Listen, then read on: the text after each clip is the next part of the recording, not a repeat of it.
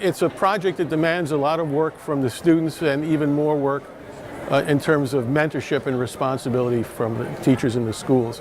And I know many of them view it as just another project that they have to work into their exceedingly busy schedule. But for the teachers who do mentor these kids, we're very supportive. Our judges mentor these students, and we enjoy it. And we hope that this sort of builds so we can have not just 85 students participating, but so many that we would have to run an elimination round.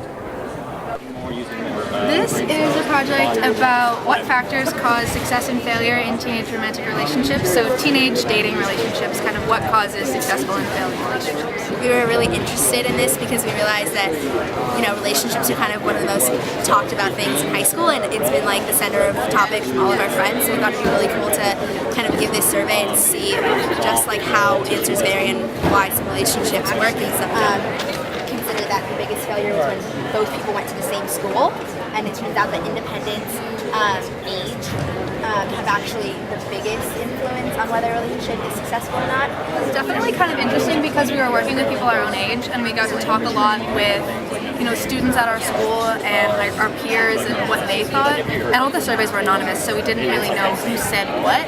But we got a lot of feedback from our friends saying this is kind of really interesting to have a survey that's focused more on students' everyday life. Yeah. Every time we gave someone a survey, they were like, "Oh, what's this survey?" And it was like actually really fun for them to take it because at our school you get like 10 surveys a day from people doing science fair, and people said this was like their favorite survey to take. So I thought it was really cool. People really wanted to know what our results came out as because they were really interested as well to kind of see like in like a normal high school setting why the relationships were failing or succeeding.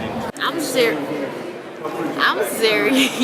and my project is the end zone, and it's measuring bacteria inhibition zones of different disinfectants. I use mouthwash, Clorox bleach, a liquid bathroom cleaner, which was OxyClean, I believe, and contact solution.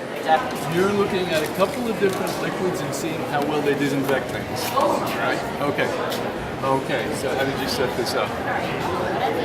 I went to science base and I Googled it, and I was like, I'm just want to do something with bacteria. And so I Googled bacteria, and this popped up and explained everything, and it gave a little background. So I researched it a little bit, and the method I actually use is called the Kirby-Bauer dish diffusion method. And so when I took it to him to approve it, he was like, "Yeah, you can do it." So